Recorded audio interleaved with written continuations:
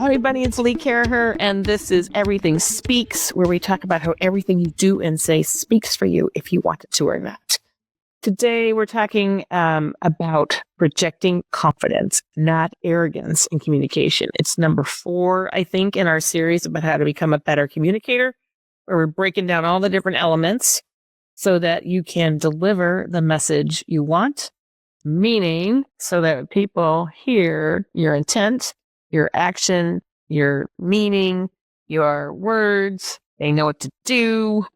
And it's not just the words you say, as we've talked about. So today we're talking about projecting confidence and not being arrogant, because when people are arrogant, A, no one wants to listen to you, period, end of story. 2, you're just setting people up not to trust you. But if you're not confident in your manner of speaking, you're also setting people up not to believe you and to question whether or not what you say matters. So, bottom line, confidence is the hallmark of effective communication. It builds trust, it inspires action, it conveys authority. But there's a fine line, right, between confidence and arrogance. And crossing it from confidence over to arrogance can absolutely alienate your audience. Now, will alienate at least a majority of your audience. And mastering the art of confident communications means striking that right balance. Assertive, yet approachable. Authoritative, yet humble. Vulnerable, yet masterful kind of thing. So why does it matter in communication? Why does confidence matter in communication? Research consistently shows that confidence influences how others perceive and respond to your message. The study found that confident speakers are more persuasive and viewed as more competent regardless of the accuracy of their message. Now, I want you to be accurate. I think it's all going to fall apart if you're telling a lie. It might be good for the moment, but it's going to come back to bite you in the butt. You know that. I go by that. I'm not going to change my point of view on that.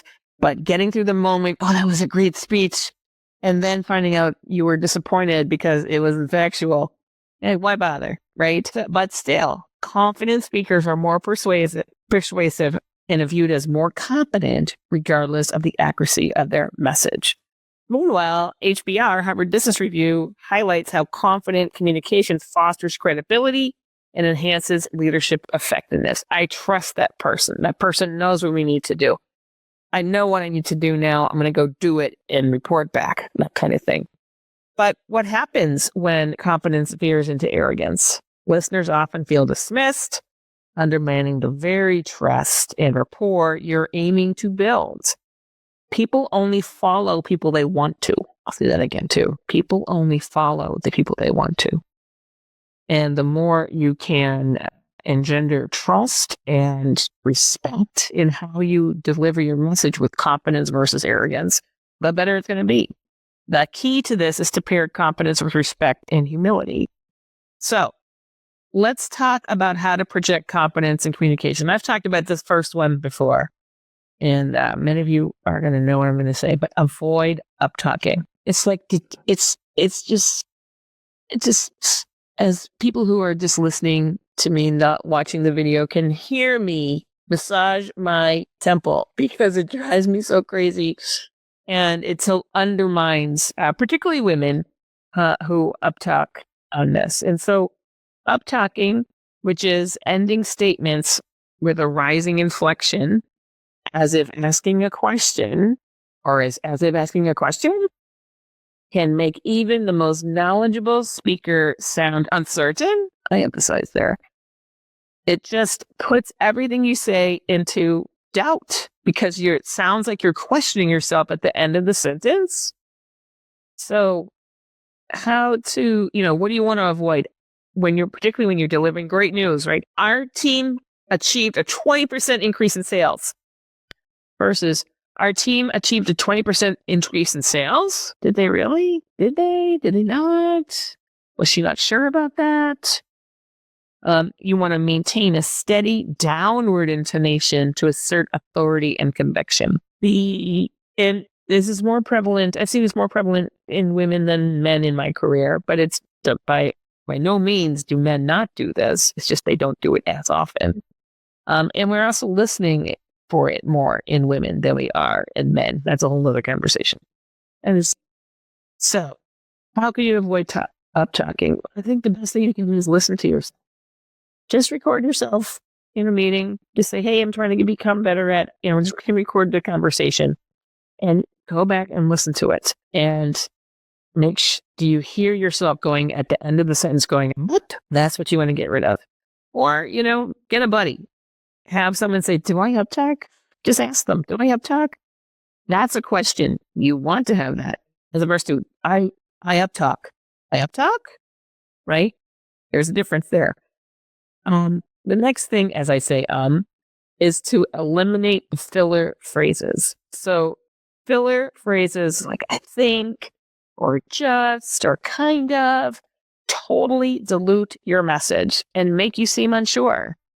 So I just want to say, well, do you want to say it or not? If you want to say it, say it. You don't have to say, I just want to tell you, no.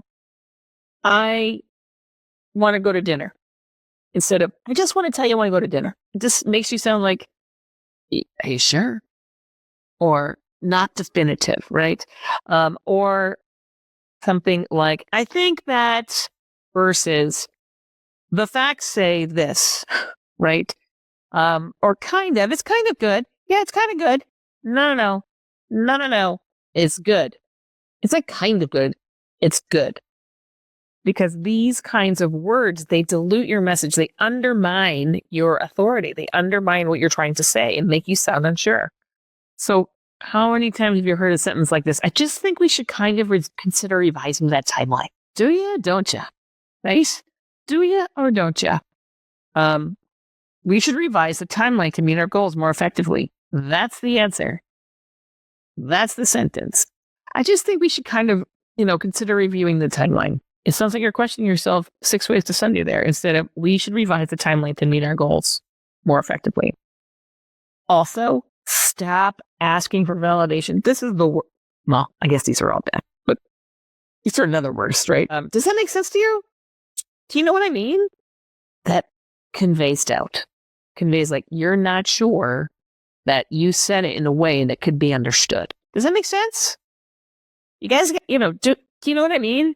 Do you get that? Not really. How about instead, we should proceed with a new strategy. So if you say, we should proceed with a new strategy, does that make sense? You say, oh, God, do we have to debate this? No, we should proceed with the new strategy. Let me know if you have any questions. Already, you're conveying confidence and an action, and people will understand what to do. And you've asked for questions. So this doesn't undermine you by asking questions. What undermines you is saying it like you don't believe what you just said. Does that make sense? Or with an upturn that sounds like it's a question. We should proceed with a new strategy. Does that make sense? I mean, why should I listen to you? Right. We talked in the last episode about strong body language, and body language speaks louder than your words. We talked about the fact that 93% of your message is conveyed through body language or on nonverbal cues. Right? So slouching, avoiding eye contact, or fidgeting can undermine your message as well. So you definitely want to avoid crossing your arms or turning away from your audience, whatever. Okay, sure, tell me. Because that's basically what it says. When you cross your arms, like, tell me again. Or being defensive. No, don't come at me on this. No, I'm not going to, kind of thing. Looking at your notes on your phone, or like constantly just looking down and reading off your notepad or reading off your phone or your computer versus maintaining eye contact and then looking at your notes to move you along in the conversation. So you want to stand or sit tall, shoulders back, head held high. My phone is down, so I'm actually looking a little bit down. And using your open gestures to emphasize your points and maintaining that eye contact consistently to project confidence and connection. Number 5, I think I'm at number 5. So how do you balance assertiveness with humility?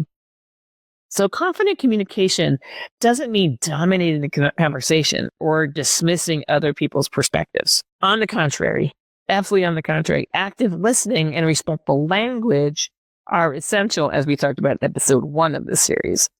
So what you want to avoid is sort of my way or the highway.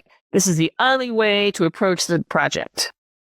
A better way to convey assertiveness and also leave room for other ideas and acknowledge that you don't know everything. Based on the data, this seems like the most effective approach. I'd love to hear your thoughts. So you're you're standing on your data, like you're informed, seems like the most effective approach, and you're open to other people's points of view all at the same time. So that's assertive and humble. You're not questioning yourself. You're asserting yourself, and you're saying, this is what I think, and I know it can be improved. Please improve me. That's what we all want, right? So let me give you an example of some, dividing lines on that. So like you're leading a meeting, right? And an arrogant, here's what we're going to do. No need for further discussion. Pretty arrogant approach. A confident approach on the same time might be, here's my proposal for moving forward. I'm open to feedback if you see any reasons or any areas for improvement. Again, you've asserted yourself. You based on your, you've told people what you want to do, and you're also allowing people to improve. If you are delivering feedback, an arrogant is, we've all been there. We've all heard it. People being dressed down in public. You've completely mishandled this project versus, let's review this project together. There are areas we can improve for the next time. Particularly if you're in an open space, this is the way that you can help people want to work with you, help people want to follow you. Again, people only follow the people they want to follow. You cannot make people follow you. And if you talk down to them and you're arrogant, and you don't listen, and you don't understand where they're coming from, it's just not a recipe for success. However, that doesn't mean you should let people get away with bad work, right? You don't ever. You're not doing anybody any favors when you don't address an issue. But at the same time, being helpful as opposed to just blaming is going to be much more productive and more efficient. And you know how I feel about efficiency. Efficiency drops right down to the bottom line. So, yeah, instead of, again, this is terrible. Let's review this together. I know that there are areas we can improve for the next time. I want to talk about it with you so we can come up with a solution together. There's a lot of research on this, so much research. I put some of the links in the show notes page. But the bottom line is that projecting confidence in communication is about finding that right balance.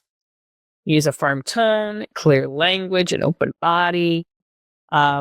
Open body language, sitting tall, taking a breath, not talking too fast, not talking too slow, to convey authority without crossing into arrogance, avoiding up-talking, filler phrases, particularly ones that undermine you.